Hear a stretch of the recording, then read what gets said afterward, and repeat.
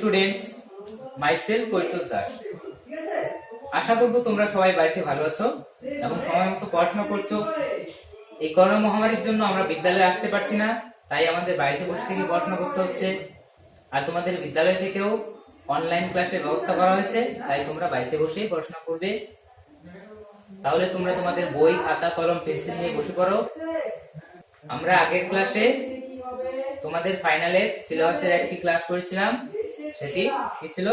কুরুক্ষুভূ। আজকে আমরা পড়ব কে ছিলেন ঈশপ। তাহলে তোমরা তোমাদের সাহিত্য কথা বইয়ের 97 নম্বর পৃষ্ঠাটি বের করো। আমরা আজকে পড়ব কে ছিলেন ঈশপ। তাহলে চলো শুরু করি আজকে আমাদের গল্প। তোমরা সবাই তো ঈশপের নাম শুনেছো, তার কোনো না কোনো গল্প তোমরা নিশ্চয়ই এর মধ্যেই পড়েছো বা শুনেছো। তোমরা কি ঈশপের গল্প শুনেছো? যদি না শুনে থাকো তাহলে আমরা একটু এখানে দেখে নেব কোন কোন গল্পগুলি ঈশপ বলতেন আর ঈশপ কে ছিলেন। ঠিক আছে, দেখো কি বলছে। সেই যে একটা শেয়াল কিছুতেই আঙুর গুচ্ছের নাগাল না পেয়ে শেষে আঙুর ফল টক বলে চলে গিয়েছিল। এখানে একটা গল্পের কথা বলা হয়েছে। একটা শেয়াল কি করছিল? আঙুর খেতে গিয়েছিল, কিন্তু আঙুর গাছ যেহেতু উপরে হয়, কিন্তু শেয়াল মাটি থেকে আর সেই আঙুর গাছের নাগাল পায়নি, তাই সেই আঙুর গাছকে কি বলে চলে গিয়েছিল? যে আঙুর ফল টক। এই যে গল্পটি, এটি কিন্তু ঈশপ বলেছিল। তোমরা হয়তো অনেকে পড়েছো আর অনেকেও হয়তো পড়নি। ঠিক আছে, তারপর দেখো আরেকটি গল্পের কথা বলা হয়েছে, অথবা খরগোশ আর কচ্ছপের সেই গল্পটা। এটা হয়তো তোমরা সবাই পড়েছো, যে অহংকারী খরগোশ কচ্ছপের জেদ আর নিষ্ঠার কাছে দৌড় প্রতিযোগিতায় কেমন হেরে গিয়েছিল। এই গল্পটি হয়তো তোমরা সবাই পড়েছো, যে একটি কচ্ছপ আর একটি রয়েছে কি খরগোশ। খরগোশ কি খুব জোরে দৌড়ায় আর কচ্ছপ ধীরে ধীরে চলে, তাই খরগোশ আর কচ্ছপের মধ্যে দৌড় প্রতিযোগিতা হয়েছিল। সেই দৌড় প্রতিযোগিতায় খরগোশ ছিল কি অহংকারী। সে ভেবেছিল আমি তো দৌড়ে চলে যাব, আর কচ্ছপ ভেবেছিল আমি আমার জেদ আর নিষ্ঠা সহকারে আমি যদি চলি তাহলে আমিও পৌঁছে যাব। কিন্তু খরগোশ এত জোরে দৌড়ায়, তারপরেও কিন্তু কচ্ছপের কাছে হেরে গিয়েছিল। এই গল্পটিও ঈশপ বলেছিলেন। তারপর রয়েছে দেখো, কিংবা ধরো সেই যে একটা রাখাল ছেলে মিথ্যে মিথ্যে বাঘ বলে চেঁচিয়ে যে লোক জড়ো করতো। এই গল্পটিও হয়তো তোমরা শুনেছো, যে একটি রাখাল ছেলে ছিল, সে কি করত? ভেড়া চড়াতো। ভেড়া চড়াতে গিয়ে অনেকদিন বাঘ মিথ্যে মিথ্যে বাঘ বলে চিৎকার করতো, এইভাবে লোক জড়ো করতো। কিন্তু লোকেরা যখন এসে দেখলো যে কোনো বাঘ নেই, তখন সবাই রাখাল ছেলেকে কি করলো? তিরস্কার করলো। কিন্তু এইভাবে চলতে চলতে একদিন সত্যিকারে বাঘ এসে উপস্থিত হলো। তখন আর কেউ আসলো না রাখাল ছেলেকে বাঁচাতে। এই যে গল্পটি রয়েছে, এটিও কিন্তু ঈশপ বলেছিলেন। তারপর যখন সত্যি একদিন তার ভেড়ার পালে বাঘ এসে পড়লো, তখন সেই ছেলেটা চিৎকার শুনে কেউ বাঁচাতে এলো না। এসব গল্প যে ঈশপেরই তা তোমরা জানো। এই গল্পগুলো সব ঈশপই বলেছিলেন। এমন চমৎকার সমস্ত গল্প যার রচনা, কে ছিলেন সেই মানুষটি? এই যে চমৎকার গল্পগুলো বলেছে ঈশপ, এই ঈশপ মানুষটি কে ছিলেন সেই সম্পর্কে আমরা জানি। প্রাচীন গ্রিস দেশের এই মানুষটি ছিলেন একজন কৃতদাস। তাহলে ঈশপ কোথাকার ছিলেন? প্রাচীন গ্রিসের। তিনি একজন কি ছিলেন? কৃতদাস। তার চেহারা এমন কিছু আহামরি সুন্দর ছিল না, তা নিয়ে তাকে অনেক উপহাসও শুনতে হতো। এই যে ঈশপ, তার চেহারা কিন্তু বেশি সুন্দর ছিল না, তাই অনেকেই তাকে এ নিয়ে উপহাস করত। তবে মানুষ হিসাবে তিনি ছিলেন অতি জ্ঞানী, কিন্তু তিনি সুন্দর না থাকা সত্ত্বেও তার জ্ঞানবোধ অনেক বেশি ছিল। তার আশেপাশে সমস্ত লোকজনের আচার ব্যবহার খুব খুঁটিয়ে খুঁটিয়ে লক্ষ্য করতেন। ঈশপ কি করতেন? তার যে আশেপাশের লোক ছিল তাদের আচার ব্যবহার তিনি খুঁটিয়ে খুঁটিয়ে লক্ষ্য করতেন। তারপর তাদের এই দোষ আর গুণ নিয়ে বানাতেন গল্প। ঈশপ কি করতেন? এই যে তার আশেপাশের মানুষগুলো রয়েছে, তাদের ব্যবহার তিনি খুঁটিয়ে খুঁটিয়ে দেখতেন, দোষ গুণ দেখতেন, তারপর সেগুলি দিয়ে গল্প বানাতেন। প্রত্যেকটি মানুষের মধ্যে এমন অনেক দোষ বা গুণ দেখা যায়, যা দেখে বিভিন্ন পশু পাখির কথা মনে আসে। প্রত্যেকটি মানুষের বিভিন্ন ধরনের গুণ থাকে, দোষ থাকে, সেগুলি দেখে কি মনে হয়? বিভিন্ন পশু পাখির আচরণের সঙ্গে মিলে যায়। ঈশপের এইসব গল্পের চরিত্রগুলো তাই অধিকাংশ ক্ষেত্রেই মানুষ নয়, পশু পাখি। অবশ্য পশু পাখির কাহিনীর ছদ্মবেশে মানুষের কথাই লিখেছেন ঈশপ। ঈশপ যে সমস্ত গল্প লিখেছেন তার বেশিরভাগই কিন্তু পশু পাখিকে নিয়ে, কিন্তু এই পশু পাখির যে গল্প সেগুলো কিন্তু পশু পাখি নয়, ছদ্মবেশী গল্প, অর্থাৎ মানুষেরই নানান গল্প নিয়ে পশু পাখির সঙ্গে সামঞ্জস্য করে গল্প লিখতেন। একবার ঈশপের প্রভু রাজা ক্রোসাস কিছু টাকা দিয়ে তাকে ডেলফিতে পাঠান। এই লাইনটা তোমরা দাগিয়ে রেখো, খুব গুরুত্বপূর্ণ। তার ঈশপের যে প্রভু ছিলেন তার নাম কি ছিল? ক্রোসাস। তিনি কিছু টাকা দিয়ে ঈশপকে কোথায় পাঠিয়েছিলেন? ডেলফিতে। তাহলে ঈশপের প্রভু কে ছিল? ক্রোসাস, রাজা ক্রোসাস। তিনি কিছু টাকা দিয়ে ঈশপকে কোথায় পাঠালেন? ডেলফিতে। এই ডেলফি জায়গাটির পুরোহিতরা ছিল ভবিষ্যৎবাণীর জন্য বিখ্যাত, কিন্তু তারা ছিল বড়লোভী। এই যে ডেলফি জায়গাটি, যে জায়গায় ঈশপকে পাঠানো হলো, সেই জায়গার যে পুরোহিতরা ছিলেন তারা প্রত্যেকেই ভবিষ্যৎবাণীর জন্য বিখ্যাত ছিলেন। ভবিষ্যৎবাণী বলতে যারা আগামী দিনে বা আগামী বছরে বা আগামী সময়ে সম্পর্কে আগেই বলে দিতে পারেন, তারাই ভবিষ্যৎবাণী করেন। তাহলে এখানকার পুরোহিতরা কি করতো? ভবিষ্যৎবাণী করতো। কিন্তু তারা কি ছিল? খুব লোভী ছিল। তারা যতই টাকা পায় ততই তাদের চাহিদা বাড়তে থাকে। এই যে পুরোহিতরা ছিল, এই পুরোহিতরা অনেক লোভী ছিল। তাদের যত টাকা পায় তারা তাদের আরো চাহিদা বাড়তে থাকে, মানে যতই টাকা আছে তাদের ততই দেয়, এরকম।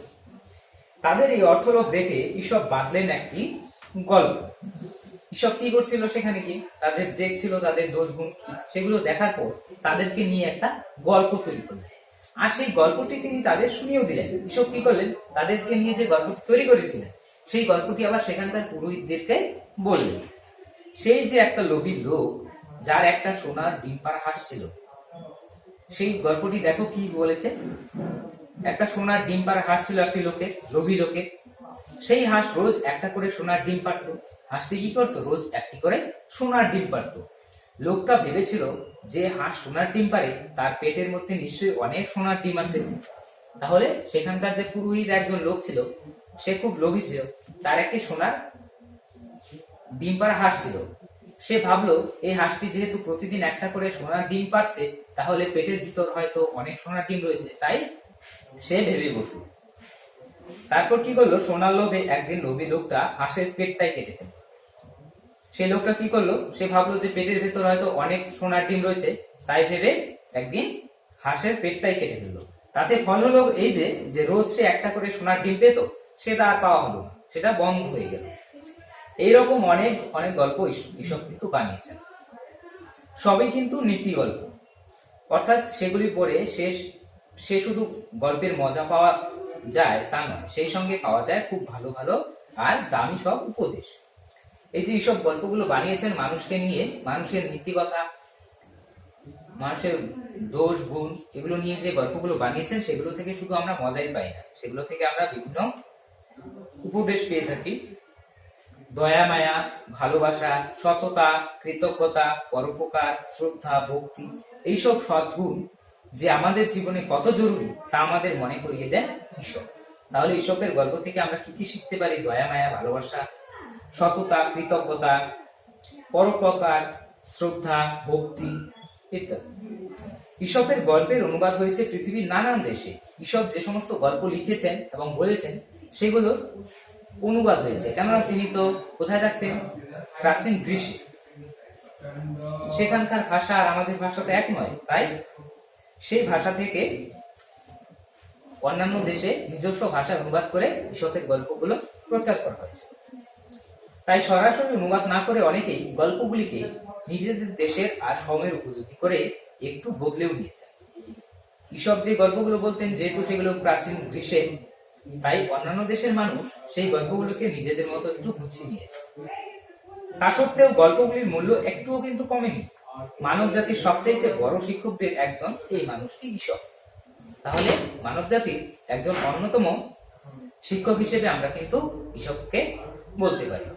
তারপর রয়েছে দেখো কিছু শব্দার্থ রয়েছে এখানে, এগুলো তোমরা বাড়িতে ঠিক মতো করবে। দেখো শব্দার্থ গুলো কি রয়েছে, দেখো আঙুর গুচ্ছ। আঙুর গুচ্ছ কি? আঙুর গুচ্ছ মানে আঙুরের থোকা, অর্থাৎ অনেকগুলো আঙুর যখন একসঙ্গে থাকে তখন আমরা তাকে কি বলি? আঙুরের থোকা।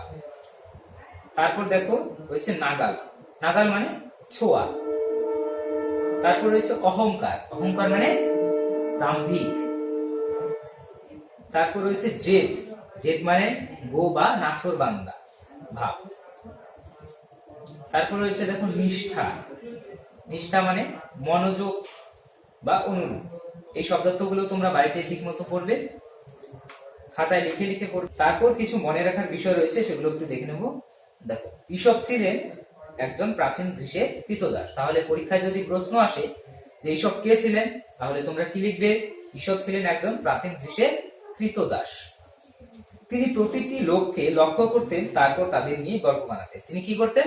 প্রতিটি লোকের দোষ গুণ দেখতেন, তারপর তাদেরকে নিয়ে একটা গল্প বানাতেন। তার বেশিরভাগ গল্পেই চরিত্র থাকতো কি? পশু পাখি। কিন্তু গল্প থাকতো মানুষের, কিন্তু চরিত্র থাকতো কাদের? পশু পাখিদের। একবার ক্রোসাস তাকে ডেলফিতে পাঠান, সেখানকার লোভী পুরোহিতদের নিয়ে সোনার ডিম পাড়া হাঁসের গল্পটি তিনি তৈরি করেছিলেন। তাহলে তার যে প্রভু রয়েছে, তার নাম কি ছিল? রাজা ক্রোসাস। তিনি তাকে ডেলফিতে পাঠিয়েছিলেন একবার। সেই ডেলফিতে গিয়ে সেখানকার পুরোহিতদের নিয়ে তিনি একটা গল্প বানিয়েছিলেন। গল্পটি হলো সোনার ডিম পাড়া হাঁসের গল্প। তার গল্পগুলি সবই কিন্তু নীতি গল্প ছিল। ঈশপের প্রায় সব গল্পই পৃথিবীর প্রায় সব ভাষাতেই অনুদিত হয়েছে। ঈশপের যে গল্পগুলো ছিল, সেগুলো পৃথিবীর প্রায় সব দেশেই নিজেদের ভাষায় অনুবাদ হয়েছিল। মানব জাতির সবচেয়ে বড় শিক্ষক ছিলেন ঈশপ। তাহলে ঈশপকে আমরা মানব জাতির সবচেয়ে বড় শিক্ষক বলতে পারি। তারপর তোমাদের রয়েছে দেখো অনুশীলনী। এখানে মৌখিক প্রশ্ন রয়েছে। মৌখিক প্রশ্ন দেখো, প্রথম প্রশ্নটি রয়েছে যেরকম ঈশপ কে ছিলেন। তোমরা সবাই যখন এই গল্পটি ভালো করে পড়বে, তখন এই প্রশ্নগুলোর উত্তর করতে পারবে। ঈশপ কে ছিলেন? ঈশপ ছিলেন একজন প্রাচীন গ্রীসের কৃতদাস। তাহলে পরের প্রশ্নগুলো তোমরা গল্পটা পড়ে করে নিও। তারপর রয়েছে লিখিত প্রশ্ন। তারপর রয়েছে দেখো নিচের শব্দগুলিতে সঠিক বর্ণ বসিয়ে শব্দ তৈরি করা। এই যে অনুশীলনীগুলি রয়েছে, সব তোমরা বাড়িতে সঠিকভাবে পূরণ করবে। আর যদি তোমাদের কোনো রকম অসুবিধা হয়ে থাকে, তখন আমাকে জানাবে। তাহলে আজকে আমাদের এই পর্যন্তই রইল। পরবর্তী ক্লাসে আমরা আরো একটি গল্প নিয়ে আলোচনা করব। ততক্ষণ পর্যন্ত তোমরা সবাই বাড়িতে সুস্থ থেকো, ভালো থেকো, সমস্ত সতর্কীকরণ মেনে চলো। ধন্যবাদ।